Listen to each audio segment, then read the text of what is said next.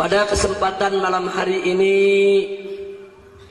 pada acara halal bihalal yang sekaligus juga merupakan peringatan hari ulang tahun Republik Indonesia yang ke-69, maka saya ingin mengingatkan diri saya dan segenap kaum muslimin di dalam hidup berbangsa dan bernegara, siapapun manusianya wajib untuk menegakkan keadilan. Sekali lagi, wajib untuk menegakkan keadilan. Allah berfirman dalam Al-Quranul Karim, faqala ta'ala, innallaha ya'muru bil adli wal ihsan wa ita'i dzil qurba wa yanha 'anil fahsya'i wal munkar wa baghi ya'idukum la'allakum tadhakkarun. Shadaqallahul azim. Saya ingin menggarisbawahi awal ayat ini, innallaha ya'muru bil adli. Jadi sesungguhnya Allah memerintahkan dengan keadilan, yaitu memerintahkan seluruh umat manusia, teristimewanya mereka yang beriman, untuk selalu menegakkan keadilan. Jadi penegakan keadilan itu adalah amrun minallah, perintah yang datang dari Allah subhanahu wa ta'ala. Di dalam ayat yang lain Allah menyatakan, faqala ta'ala, wa idza hakamtum bainan nas an tahkumu bil adli. Jika kamu menghukum di antara umat manusia, maka kamu mesti menghukum dengan adil. Ini juga merupakan perintah Allah, aturan Allah, ajaran Allah, di mana siapa yang menjadi penguasa, siapa yang diberikan oleh Allah kekuasaan, wajib untuk menegakkan hukum dengan adil, saudara. Tidak sampai di situ, Allah juga berfirman dalam ayat yang lainnya, di mana Allah nyatakan, faqala ta'ala, wa idza qultum fa'dilu. Jika kamu berucap kata, maka adillah kamu.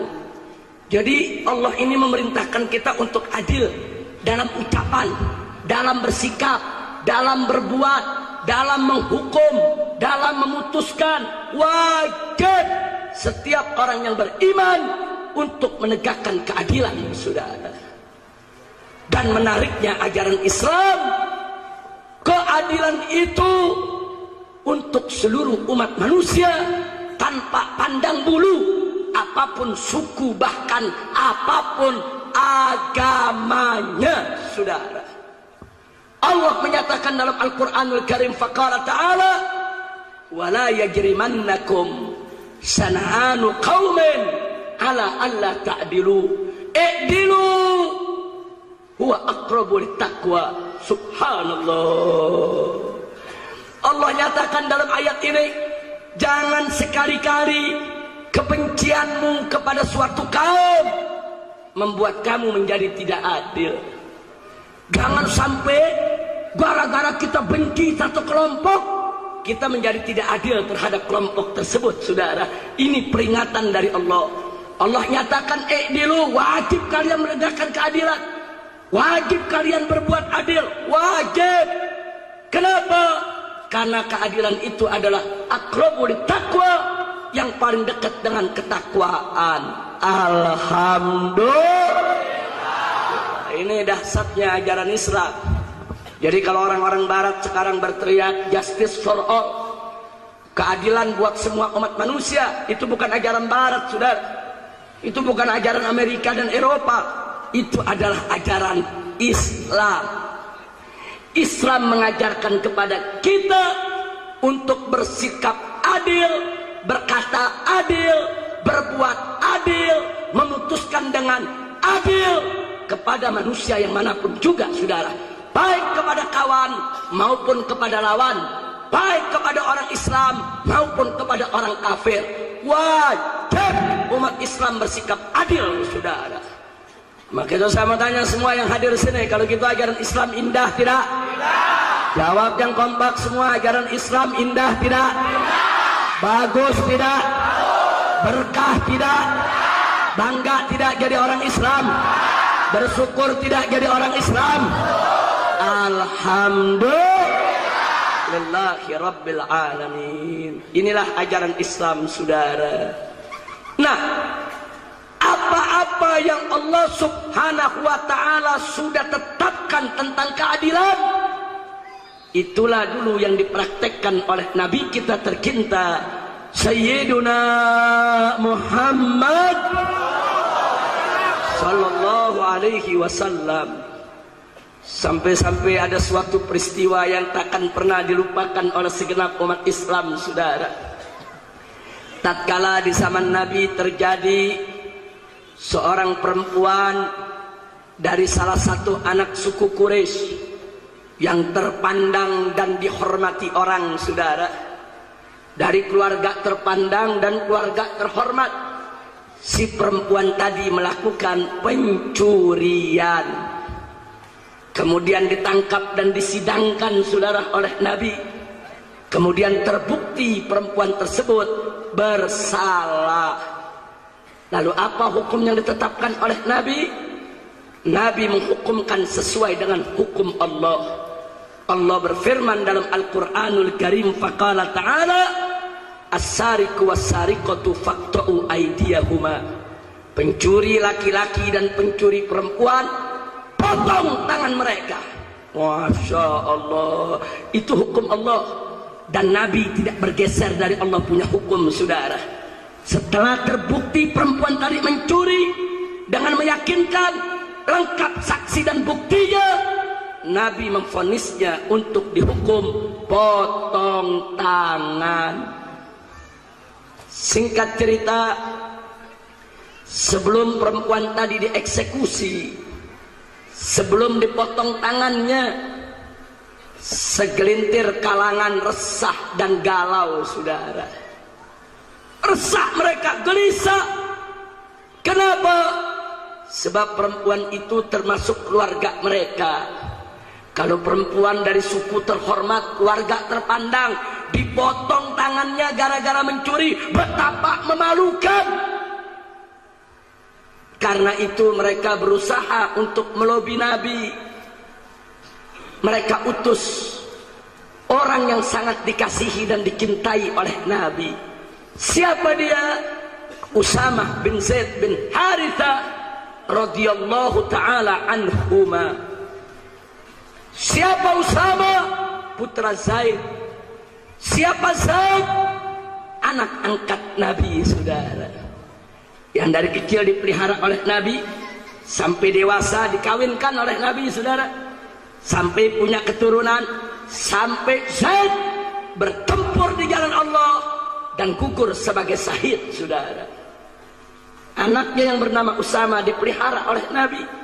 Nabi perlakukan seperti cucu sendiri, seperti Sayyidina Hasan dan Sayyidina Husain radhiyallahu anhuma, saudara.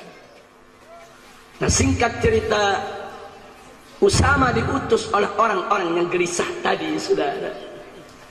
Datanglah Usama ke rumah Nabi, disambut oleh Nabi dengan senyum, disambut oleh Nabi dengan gembira dan kecerahan wajah, saudara. Dipersilahkan masuk, duduk di hadapan Nabi, bincang dengan penuh kesenangan, saudara. Nabi sayang kepada Usama.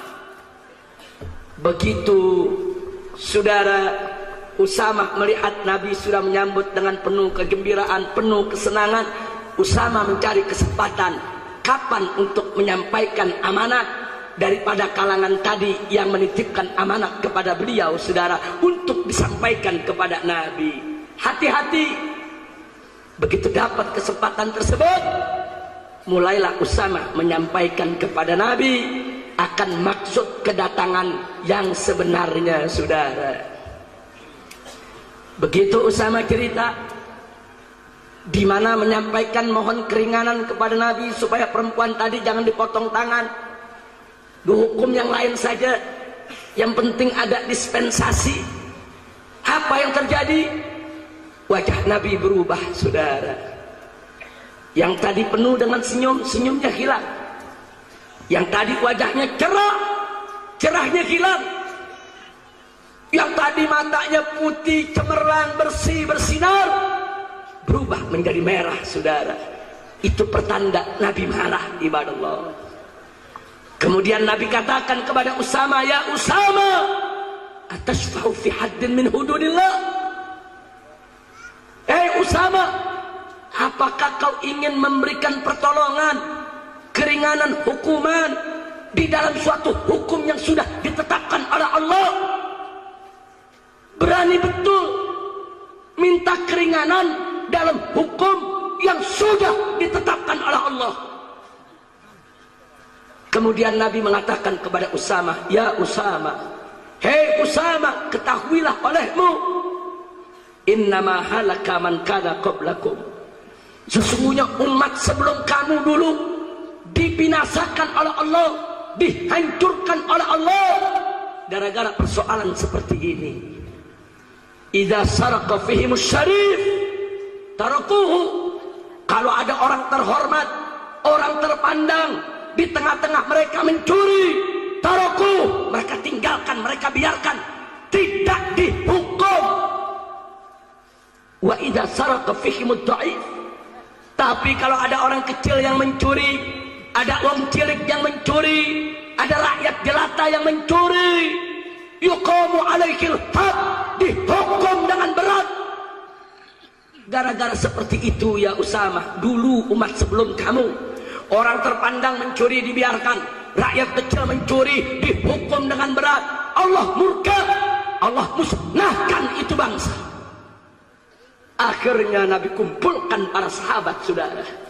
Nabi pidato di hadapan mereka dan Nabi bersumpah, wahai demi Allah, jangankan perempuan tersebut yang kata kalian mulia supaya jangan dihukum potong tangan. Lau anna Fatimah binta Muhammadin, andai kata putriku Fatimah, jantung hatiku Fatimah, semulia-mulianya wanita, saudara, Sayyidatun Nisa'il Alamin, andai kata coba-coba mencuri, andai kata laqatatu yadaha, niscaya pasti aku potong tangannya. Masya Allah. Saya tanya, Nabi tegas tidak? Nabi adil tidak? Takbir. Hadis ini bukan untuk merendahkan Fatimah, saudara, tapi justru hadis ini menunjukkan betapa mulianya kedudukan Sayyidatuna Fatimah Zahra radhiyallahu taala anha. Kenapa? Karena Nabi memberikan contoh dengan perempuan yang paling mulia.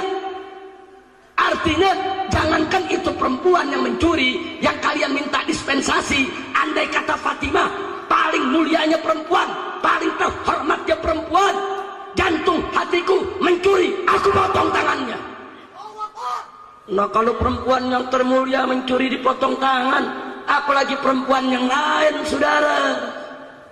Kira-kira jelas tidak? Paham tidak? Nah, jadi kadang-kadang ada orang salah paham, baca hadis ini buat nyelak Fatimah, goblok.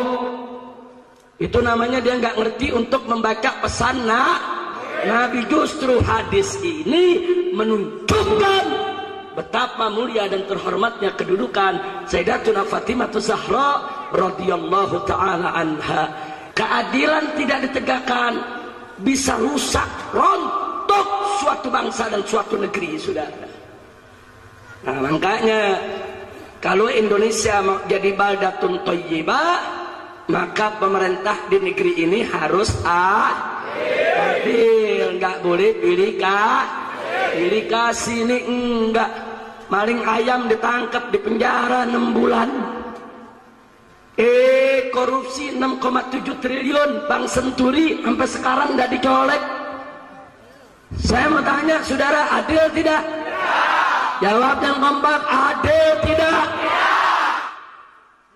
ayam yang dicuri taruh berapa tadi? 60.000.